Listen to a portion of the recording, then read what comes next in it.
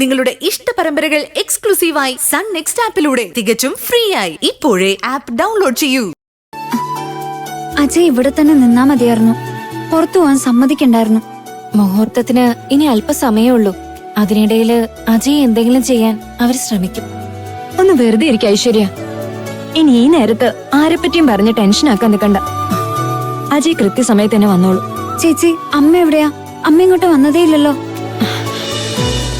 കുറച്ചു സമയത്തിന് മുമ്പേ ഞാൻ ചെന്ന് നോക്കുമ്പോ അമ്മ താഴെ തന്നെ നിൽക്കുന്നുണ്ടായിരുന്നു. ഞാനൊന്ന് പോയി നോക്കട്ടെ.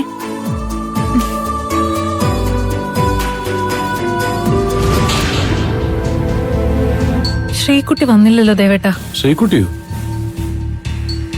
പിന്നെ അവളില്ലാതെ എങ്ങനെ കല്യാണം നടക്കാനാ?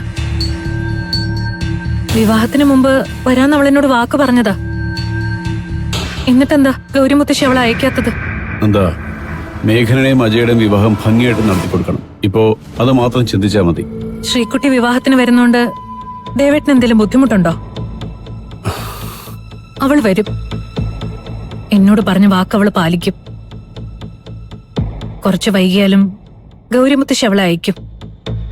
എന്താ, ഒരുപാട് പരീക്ഷണങ്ങൾക്കൊടുവിലാണ് നമ്മൾ ഈ വിവാഹം ഫിക്സ് ചെയ്തത്.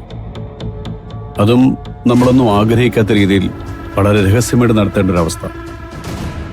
എല്ലാവരും അതിന് തയ്യാറായി കഴിയുമ്പോഴേക്കും നന്ദയായിട്ട് തടസ്സങ്ങളൊന്നും ഉണ്ടാക്കരുത്.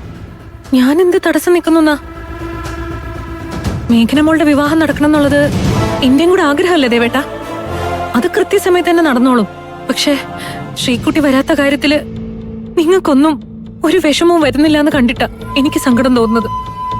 അമ്മേ, നിന്റെയും കൂടെ കാര്യം ഞാൻ പറഞ്ഞത്. നിനക്ക് വിദേശത്തേക്ക് പോകാനുള്ള കാര്യങ്ങളൊക്കെ റെഡിയായി.